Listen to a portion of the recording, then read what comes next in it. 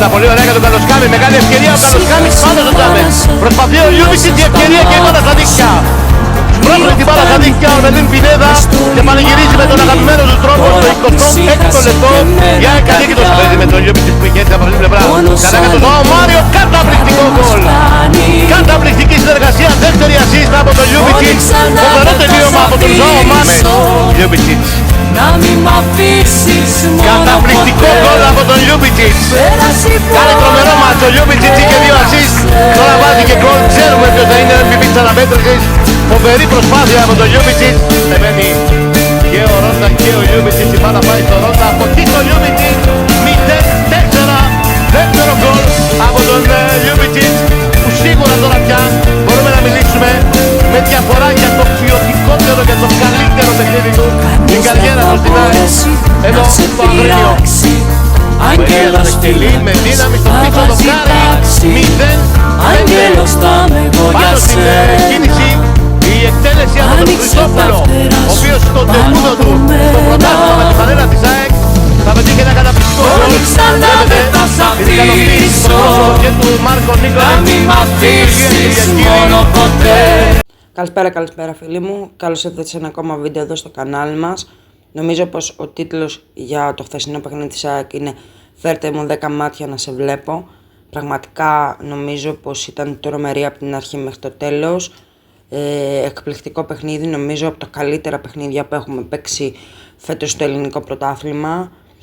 Η ομάδα έδειξε ότι είναι μια ολοκληρωμένη ομάδα η οποία έχει αρχή, μέση, τέλος. Πολύ σημαντικό αυτό για μια ομάδα. Ξέρει τι θέλει μέσα στο γήπεδο και ξέρει και πώς να το παίρνει. Είχαμε πει και λέγαμε ότι η ομάδα δεν σκοράρει. Το τελευταίο διάστημα η ομάδα υπερσκοράρει. Δηλαδή στον Παναθηναϊκό έβαλε 3 γκολ, στον Ατρόμητο έβαλε 4 και τώρα στον Πανατολικό έβαλε 5, δηλαδή 3-4-5. Νομίζω πως αυτό ήταν τρομερό. Η ομάδα έχει βρει και τον τρόπο να σκοράρει και με διαφορετικούς σκόρερ, δηλαδή δεν έχει τους ίδιους σκόρερ κάθε φορά. Πρέπει να πούμε ότι ο Λιούμπιτσιτς εχθές έκανε το καλύτερό του παιχνίδι με την ΑΕΚ. Νομίζω πως δεν έχει ξανακάνει τέτοιο παιχνίδι με την ΑΕΚ τουλάχιστον. Δεν ξέρω αν έχει ξανακάνει γενικά τέτοιο παιχνίδι, αλλά με την ΑΕΚ δεν έχει ξανακάνει τέτοιο παιχνίδι. Ένας παίκτης ο οποίος μέχρι εχθές για όλους μας ήταν ένα βήμα πριν την έξοδο, γιατί εγώ πιστεύω ότι αυτό όλοι ψηλιαζόμασταν και όλοι βλέπαμε. Έρχεται και κάνει ένα τρομερό παιχνίδι. Βέβαια θα περιμένουμε, γιατί η συνέχεια είναι αυτή που κρατάει στο ποδόσφαιρο και αυτή που μετράει, γιατί ο ενθουσιασμός συμβαίνει, γίνεται, αλλά πρέπει να δούμε αυτόν τον παίχτη να έχει συνέχεια και να επιτέλους να αποδείξει ότι τα λεφτά που θα πάρει σε ΑΕΚ, που είναι 4 εκατομμύρια, δεν είναι λίγα, είναι 4 εκατομμύρια ευρώ για να τον αποκτήσει, θα πάρουν την αξία που πρέπει και αυτό που πρέπει να γίνει. Πάντως εχθές ήταν ο καλύτερος, έδωσε 2 assist, έβαλε 2 γκολ. Νομίζω πως είχαμε καιρό να δούμε παίχτη της ΑΕΚ να κάνει τέτοια εμφάνιση σε μη και πλάτη, πέρα από την Τουρκία, αφού φυσικά νομίζω πως είναι η καλύτερη ευρωπαϊκή εμφάνιση της ΑΕΚ. Η συγκεκριμένη εμφάνιση εχθές είναι η καλύτερη στο πρωτάθλημα μέχρι σήμερα, μέχρι να σπάσεις αυτό το δέσμεο που λένε ότι η καλύτερη ήταν η προηγούμενη φορά. Ελπίζω πλέον η ΑΕΚ να τα σπάει όλα προς το καλό και όχι προς το κακό.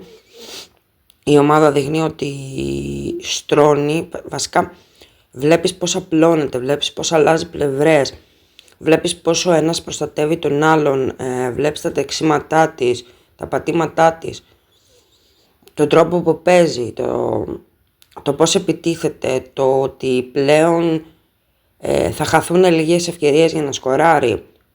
Ο ένας βοηθάει τον άλλον, ο ένας είναι για τον άλλον, παρόλο που η ομάδα έχει μεγάλες προσωπικότητες μέσα. Έχει Λούκα Γιόβιτς, έχει Περέιρα, έχει το Ζωέ Μάριο. Είναι μεγάλες προσωπικότητες αυτές, κακά τα ψέματα, αλλά δείχνουν πόσο μπορούν να σταθούν και να είναι ένα με την ομάδα αυτή. Παρόλο που εχθές ο Περέιρα δεν έπαιξε, ούτε ο Μάνταλος, νομίζω δεν χρειαζόταν να μπουν.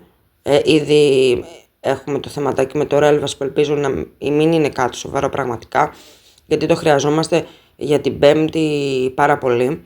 Δηλαδή το μάτς της Πέμπτης είναι πλέον το πιο σημαντικό μάτς τη σεζόν. Το μάτς το οποίο αν καταφέρουμε να το κερδίσουμε μπαίνουμε οκτάδα και γλιτώνουμε από πάρα πολλά προβλήματα. Το τύπο ότι θα ξαναπαίξουμε στην Ευρώπη ξανά αρχές Μαρτίου, κάτι που σημαίνει ότι το επόμενο δίμηνο δηλαδή Γενάρη και Φλεβάρη, έχεις να παίξεις μόνο πρωτάθλημα, έτσι. Θα κάνεις το πρωτάθλημα περίπου 9 παιχνίδια, 9 με 10 παιχνίδια, τα οποία θα είναι ανά μία εβδομάδα. Δηλαδή θα έχεις και την ευκαιρία να κοιτάξεις μόνο το πρωτάθλημα 2 μήνες, να μπορέσεις να σταθεροποιηθείς σε μια καλή θέση, όπως τώρα που πέρασες στην δεύτερη θέση του βαθμολογικού πίνακα στο πρωτάθλημα, ξεπέρασες τον ΠΑΟΚ μετά από την ήττα που έκανε στον Ατρόμητο και έμεινες ένα βαθμό πίσω από τον Ολυμπιακό με το χ που έφερε μέσα στο Κλάνθης Βικελίδης. Σίγουρα ο δρόμος για το πρωτάθλημα είναι πάρα πολύ δύσκολος, γιατί υπάρχουν και άλλα πράγματα τα οποία κρύβονται από πίσω, τα ξέρουμε όλοι, δεν χρειάζεται να τα συζητάμε. Νομίζω πως όσοι ζούμε στην ελληνική πραγματικότητα τα ξέρουμε πολύ καλά. Χθες η ΑΕΚ δεν έδωσε κανένα δικαίωμα ο διαιτητής να φερθεί απέναντί της ή να υπάρξει υπόνοια ή να κάνει κάτι απέναντί της. Έτσι πρέπει να μπαίνει μες στο γήπεδο, να πνίγει τον αντίπαλό της και να μην δίνει δικαίωμα σε κανένα κοράκι να βρεθεί και να μπορέσει να κάνει ό,τι κάνει και ό,τι έχουμε δει. Το θέμα της διαιτησίας και το θέμα αυτό είναι πολύ μεγάλο και κάποια στιγμή θα το ανοίξουμε ως κουβέντα, δηλαδή θα το κάνουμε τώρα που θα υπάρξει κοινό, θα τα συζητήσουμε κάποια πράγματα, θα τα πούμε. Έχω πει ότι θα κάνω βίντεο για τη διαιτησία, απλά ας τελειώσει η σεζόν, ας τελειώσει τα 2 παιχνίδια που έχουμε και θα συζητήσουμε έτσι και θα έχουμε άπειρο χρόνο να μιλήσουμε και διαιτησία και για μεταγραφές και για οτιδήποτε άλλο είναι γύρω από την ομάδα για να μπορέσουμε να πούμε κάποια πράγματα. Το σημαντικό όμως είναι τώρα ότι είμαστε μόλις ένα βαθμό πίσω από την κορυφή στο πρωτάθλημα, που θα έπρεπε να είμαστε στην κορυφή εμείς, γιατί άμα βάλετε μόνο το παιχνίδι στην Λάρισα, το οποίο μας χάσαμε 2 βαθμούς αδίκως, νομίζω άμα βάλεις και τους 2 βαθμούς θα ήσουν πρώτος, έστω και με 1 βαθμό, πολύ σημαντικό, αλλά δυστυχώς έτσι είναι το ελληνικό πρωτάθλημα. Οπότε πάμε με αυτά τα δεδομένα που έχουμε και με αυτά τα δεδομένα που έχουμε θα συνεχίσουμε ακριβώς έτσι πως θέλουμε να συνεχίσουμε. Για μένα το πρώτο κριτήριο φέτος είναι μόνο η Ευρώπη. Πραγματικά θέλω πολύ να πάμε πολύ καλά εκεί και γιατί όχι μέχρι τον τελικό και εκεί ό,τι είναι να γίνει σε ένα παιχνίδι ας γίνει.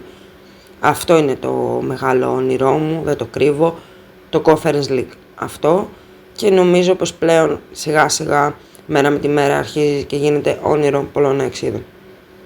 Φίλοι μου, αυτό ήταν το βίντεο μας και σήμερα.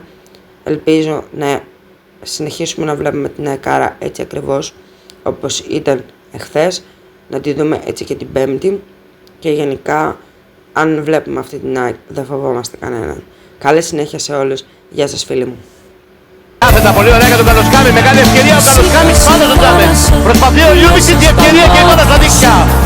Σπρώχνει την μπάλα στα δίχτυα ο Μελίν Πινέδα και πανηγυρίζει με τον αγαπημένο του τρόπο στο 26ο λεπτό. Η ΑΕΚ ανήκει το συμπέζι με τον Λιούμπιτσιτς που είχε έτσι από την πλευρά. Καλά για τον Ζωάο Μάριο, καταπληκτικό γκολ. Καταπληκτική συνεργασία, δεύτερη ασίστα από τον Λιούμπιτσιτς. Φοβερό τελείωμα από τον Ζωάο Μάριο. Λιούμπιτσιτς. Καταπληκτικό γκολ από τον Λιούμπιτσιτς. Κάνει τρομερό μάτσο, ο Λιούμπιτσιτς είχε 2 ασίστ. Τώρα βάζει και γκολ, ξέρουμε ποιος θα είναι MVP της αναμέτρησης. Φοβερή προσπάθεια από τον Λιούμπιτσιτς. Εμένει και ο Ρόντα και ο Λιούμπιτσιτς, η μπάλα πάει στο Ρόντα. Από εκεί στο Λιούμπιτσιτς, 0-4. Δεύτερο γκολ από τον Λιούμπιτσιτς, που σίγουρα τώρα πια μπορούμε να μιλήσουμε με διαφορά για το ποιοτικότερο και το καλύτερο παιχνίδι του την καριέρα του στην ΑΕΚ. Εδώ στο Αγρίνιο που έδανε στυλή με δύναμη στο πίσω δοκάρι. 0-5 πάνω στην κίνηση.